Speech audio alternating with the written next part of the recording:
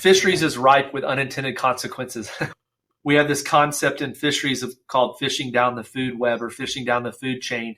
If you regulate one fishery, the fishery's really dynamic and good. They'll just switch to something else. You regulate that fishery and they switch to something else. And you tend to go from these very highly desirable fisheries like bluefin tuna all the way down to very small, less desirable is sort of the trend. And so we see that in the Gulf of Mexico. You regulate snapper, well, then you start fishing vermilion snapper. You regulate grouper, you go to snapper, and you regulate snapper, and you go to vermilion snapper. Now we're going to triggerfish, and now we're moving out to dolphin fish might have some regulations, or cobia, or what we call Ling. So yeah, there's what we call cascading effects throughout an ecosystem, and we have really begun to preach a little more something called ecosystem-based fisheries management, where these fisheries don't exist in a vacuum.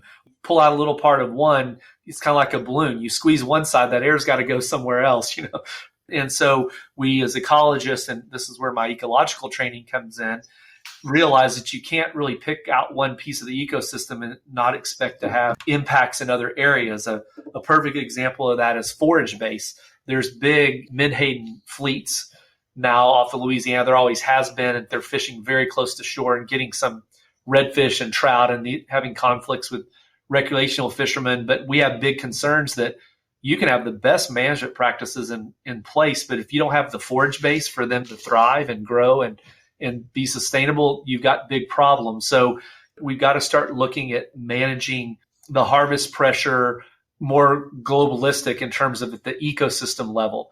Now that sounds great, and for my academic ivory tower over here, it's perfect.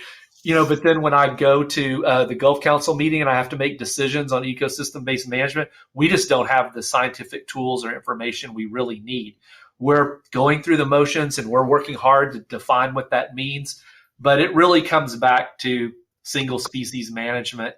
And at the end of the day, the commercial and recreational people want to know, how long is my season, how many fish I can catch, and that's clearly single species. But the tide is moving, and it's just the science is trying to catch up with the management needs, and that's a pervasive problem in general.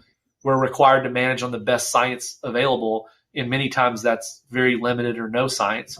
So it's the future, but we have, for example, to give you the way it works in the opposite direction, the snapper fishery clearly recovered in the Gulf of Mexico, especially in the Western Gulf, and then the triggerfish plummeted because they happen to be nest builders, and there are so many red snapper that they interfered with their ability to repopulate. And so, it's kind of like you got to be pretty careful when you start messing with Mother Nature.